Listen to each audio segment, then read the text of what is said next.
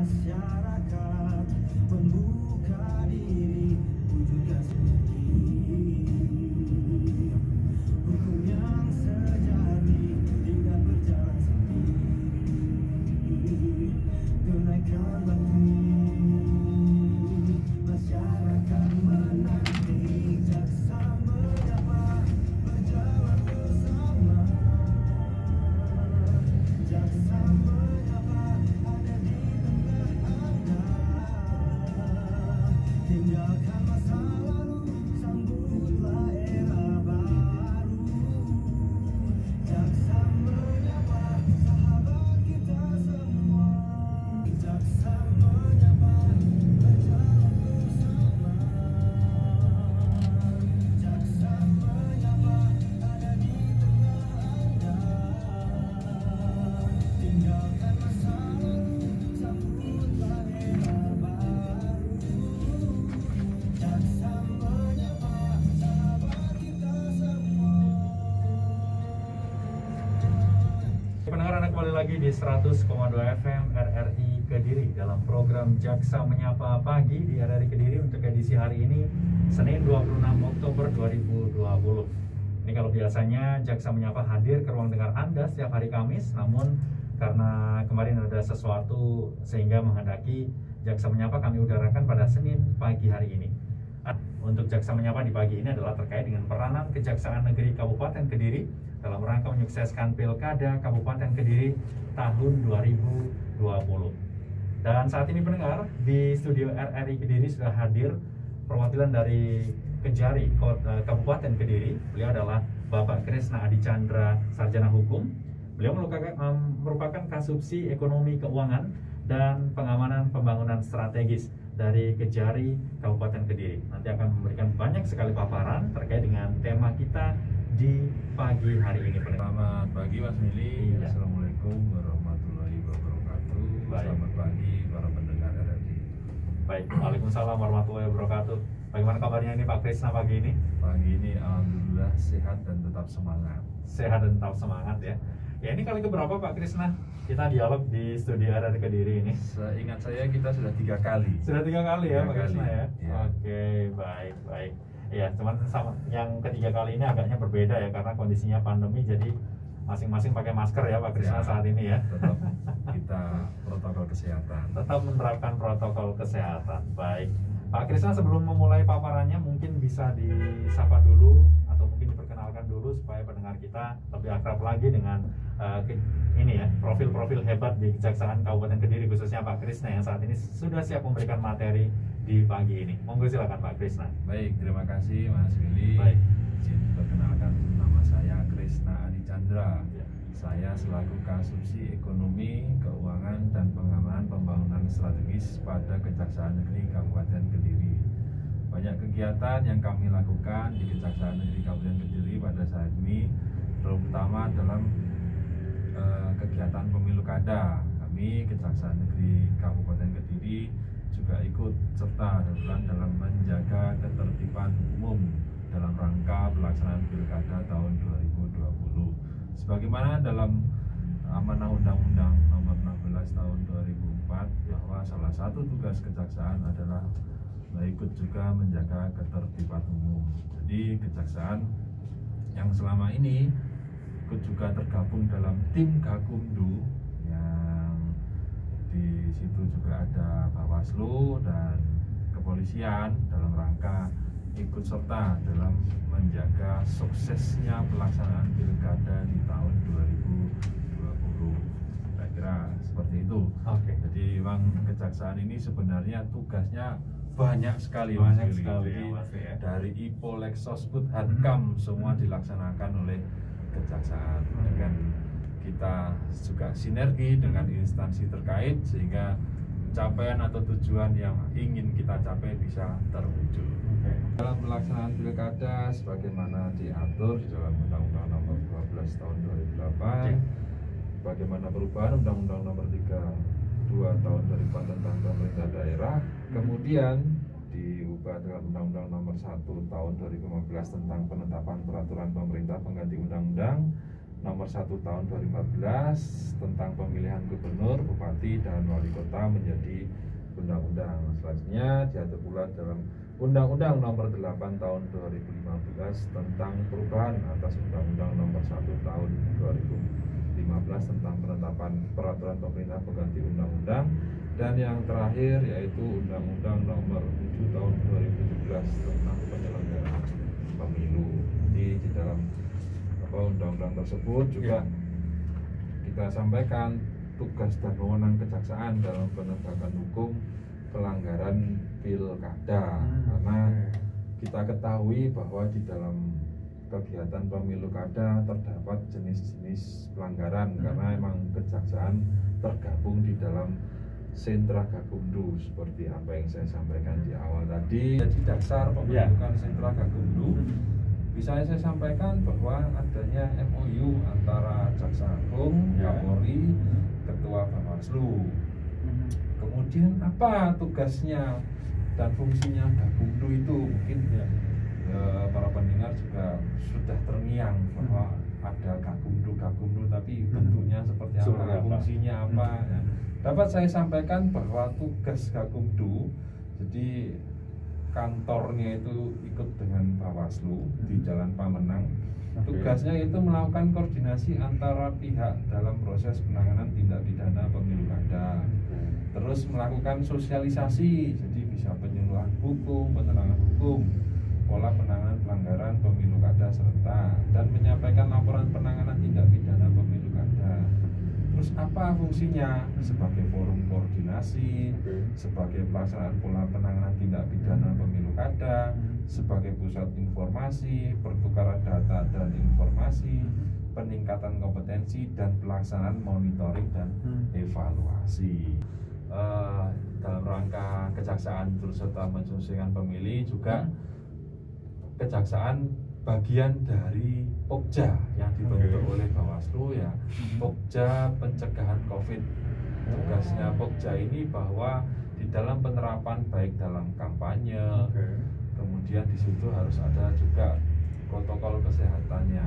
Jadi dari Pokja itu nanti akan bertugas mengawasi ketika ada pelanggaran protokol akan disampaikan kepada Bawaslu, kemudian akan ditindaklanjuti apakah dilakukan penindakan dalam artian harus dibubarkan atau dilakukan teguran secara tertulis. Jadi di satu sisi juga kita ikut serta, jangan sampai ketika nanti ada pemilu, ada pelanggaran COVID, akhirnya terjadi pembiaran, jangan sampai seperti itu. Jadi kita berperan aktif bagaimana di dalam proses-proses tahapan-tahapan ini sehingga berjalan lancar tanpa melanggar adanya protokol kesehatan. Memang baik Pak Krisna sendiri secara pribadi pasti ini adalah pengalaman pertama ya bertugas tetapi di tengah-tengah pandemi. Betul. Ini pertama kali, dan tentu masyarakat pun juga begitu. Artinya ini adalah pengalaman mereka dengan kondisi memang ini adalah tahunnya pilkada tetapi masih diwarnai pandemi.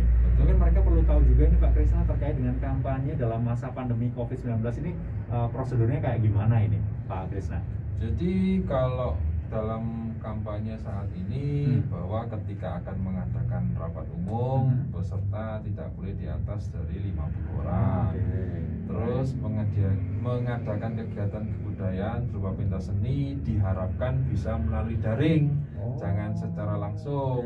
Takutnya nanti akan membawa kerumunan, animo massa yang banyak, dan di situ nanti ditakutkan terdapat penyebaran COVID.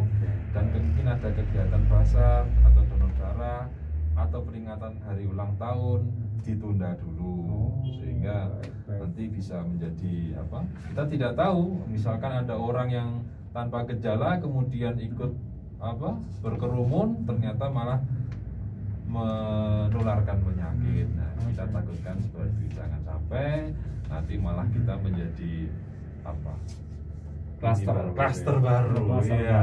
Nanti malah terutama kan kita dulu mungkin kita lihat ketika masa kampanye itu kan banyak orang-orang yang rentan, apakah itu lansia, apakah itu anak-anak, karena kita ketahui bahwa di dalam proses kampanye pun dilarang pelibatan baik itu ASN, BUMN, BUMD, TNI Polri, kepala desa dan perangkat, anak-anak dan lansia itu yang berpotensi nanti akan mudah terkena COVID, sehingga diharapkan diutamakan untuk melalui sosialisasi daring.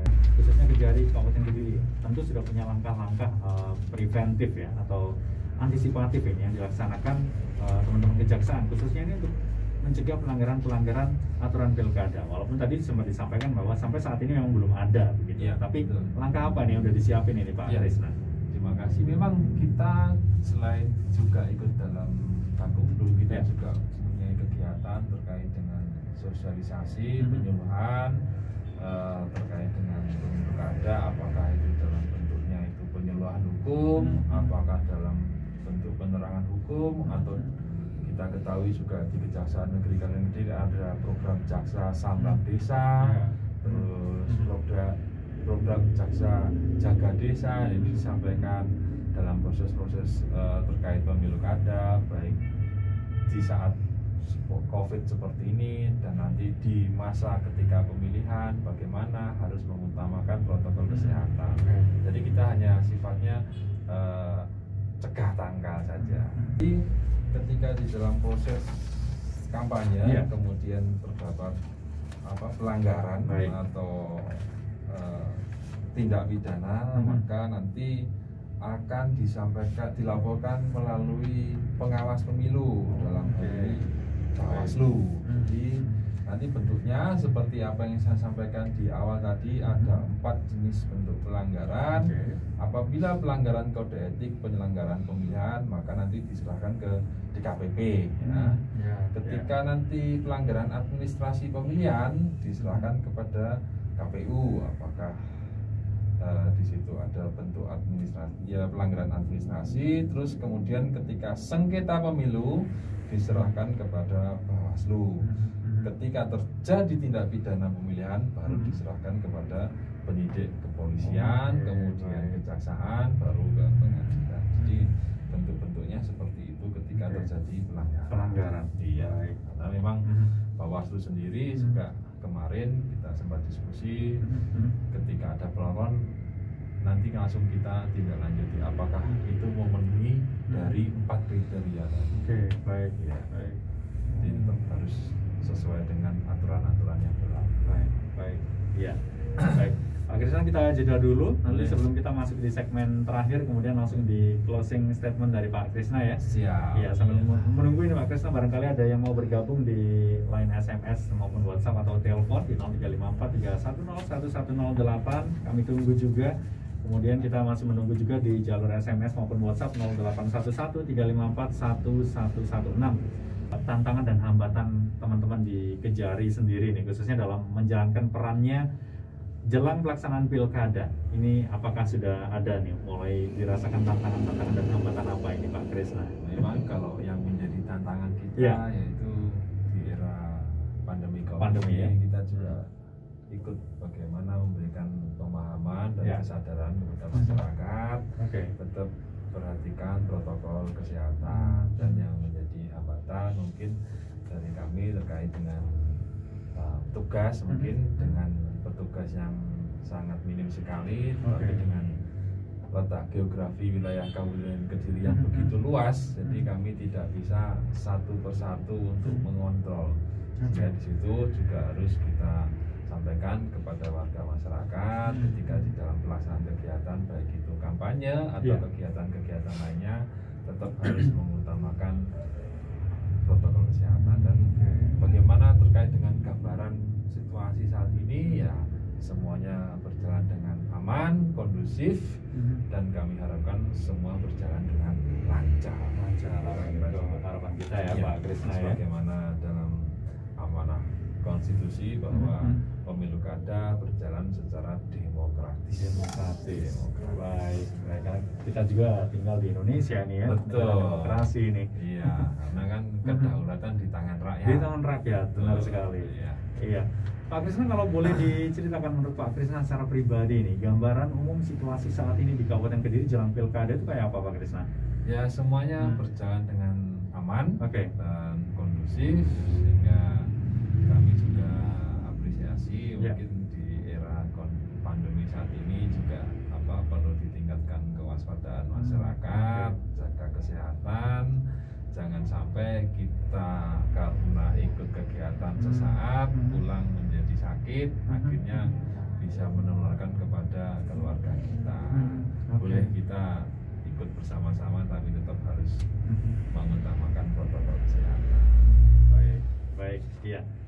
Ini di segmen terakhir kita, Pak Krisna. Iya. Mungkin masih ada pesan-pesan apa atau mungkin himbauan apa yang penting untuk disampaikan kepada pendengar kami? Monggo silakan Pak Krisna, boleh sekali. Masih ada kesempatan ini. Ya, mungkin Ya. dapat kami sampaikan bahwa peran Kejaksaan Negeri Kabupaten Kediri dalam mensukseskan pemilu kada tahun 2020 Ya. dalam bidang-bidang sub di Kejaksaan Negeri Kabupaten Kediri ada 3 bidang, Oke. yaitu ada bidang Intelijen. intelijen, bidang tindak pidana umum, dan bidang perdata dan Perdata. tata usaha negara. Di bidang intelijen tadi saya sampaikan tidak hanya Ipoleksos Budhankam Iya. juga terbagi, juga ikut juga dalam Pokja pencegahan COVID. Kemudian bidang tindak pidana umum Oke. juga turut tergabung dalam sentra Gakumdu. Terus bidang perdata dan tata usaha negara bisa mewakili terkait dengan sengketa pemilu. Jadi ketika nanti pasangan kurang puas apa segala macam, ya bidang perdata bisa ikut serta terkait dengan sengketa apakah hasil pemilu ataukah kegiatan yang lainnya. Kira-kira seperti itu. Jadi Baik. banyak sekali tugasnya. Kira-kira seperti itu. Harapan kami tetap dalam proses ini dari saat ini hingga nanti akhirnya semuanya berjalan dengan lancar. Baik, amin. Amin ya rabbal alamin. Itu harapan Amin. kita bersama ya, Pak Krisna. Pak Krisna, terima kasih waktunya Baik, sudah terima memberikan paparan yang sangat penting sekali, yang Ya. tentunya ini banyak manfaatnya yang bisa kita ambil khususnya oleh para pendengar yang mendengarkan kita di pagi ini ya Pak Krisna ya. Siap. Ya, baik. Baik Pak Krisna, boleh ya, ini mungkin terakhir sebelum kita close ke program Jaksa Menyapa ini, ada closing statement apa ini? Khususnya bagi para pendengar kita yang nanti akan jadi pemilih begitu ya. Nah, kira-kira sebagai pemilih yang baik itu pemilih yang bagaimana? Apalagi di era pandemi seperti saat ini, mungkin masih bisa dihubungkan lah sama protokol kesehatan juga boleh. Ya, Monggo silakan mungkin Pak Krisna. harapan saya bagi warga masyarakat Kabupaten Kediri, Ya.